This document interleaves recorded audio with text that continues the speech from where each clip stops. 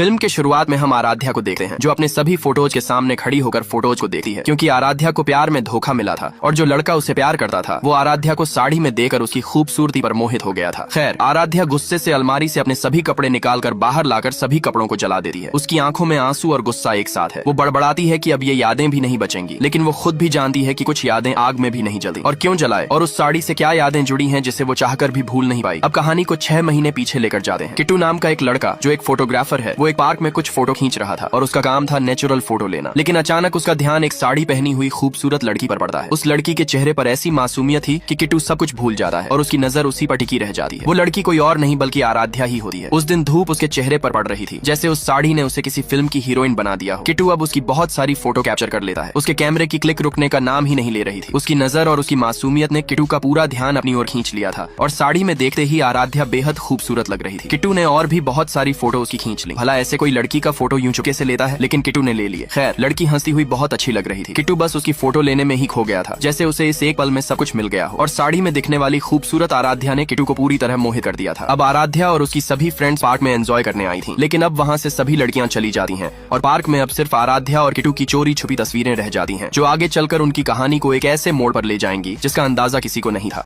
पिछले पार्ट में आपने देखा कि किट्टू पहली ही नजर में साड़ी वाली लड़की को देखकर मोहित हो जाता है और चुपके से कैमरे में सारी तस्वीरें कैद कर लेता है। अब आगे बात करते हैं। अब आराध्या वहां से चली जाती है तो किट्टू उसका पीछा करने लगा है और अब उसको और नजदीक से देखता है। आराध्या जहां जहां जाती किट्टू उसके पीछे पड़ गया था और उसको देखता ही रहता है, लेकिन इस बात का जरा सा भी पता नहीं आराध्या को कि एक लड़का मुझे फॉलो कर रहा है और चुपके से देख रहा है। और आराध्या को यह भी मालूम नहीं है कि किट्टू चुपके से अपने कैमरे से उसकी फोटो ले रहा है। लेकिन एक बात ही कि किट्टू उसको देखकर इतना मोहित हो गया है कि आराध्या जहां जहां जाती है और जहां रुकती है उसकी हर फोटो ले लेता है। किट्टू के कैमरे में अब बस आराध्या ही आराध्या है। वो उसकी हर मुस्कान को कैद कर लेना चाहता था जो कभी उसकी अपनी नहीं थी। और आखिर में किट्टू का ध्यान भटक जाता है और उसको लगता है कि लड़की चली गई, इसलिए थोड़ी देर के लिए मायूस हो जाता है। वो सोचता है अब दोबारा कब देखेगा उसको। और फिर अचानक आराध्या को एक टैक्सी में बैठकर जाते हुए देखता है तो किट्टू उसे जाते देख फिर उसके पीछे जाने वाला था कि उसकी बाइक ने धोखा दे दिया। बाइक स्टार्ट ही नहीं हुई और किट्टू अब घर आकर आराध्या के फोटो और वीडियो झूम करके देखने लगा है। घंटों तक उसका वीडियो और फोटो देखता रहा और पूरी रात उसने देखने में ही निकाल दी। उस रात किट्टू को सिर्फ एक ही चेहरा बार बार नजर आता रहा। किट्टू ने जब से आराध्या को देखा है तब से बस उसके ख्यालों में ही खोया रहता है और दूसरी लड़कियों को तो भाव भी नहीं देता। अब आराध्या एक बार फिर से उसके सामने आ जाती है और फिर से किट्टू होश हवास सब भूल जाता है, लेकिन अभी भी सामने बात करने की हिम्मत नहीं करता है। आराध्या वहाँ से चली जाती है तो अब किट्टू फिर से उसका पीछा करता है और आखिरकार उसके घर तक किट्टू पीछा करते करते पहुंच जाता है। अब आराध्या को क्या हुआ, वो फटाफट घर में आती है और अपनी मम्मी से पूछती है कि तेरा बेटा किधर है, क्योंकि कुछ तो गड़बड़ थी दया। अब वो अपने भाई के पास आती है और उसे कहती है सन्नी को क्यों मारा, लेकिन उसका भाई कोई जवाब नहीं देता है और उसके पास पहले आता है। और आराध्या के इंस्टाग्राम की रील पर सन्नी ने कमेंट किया था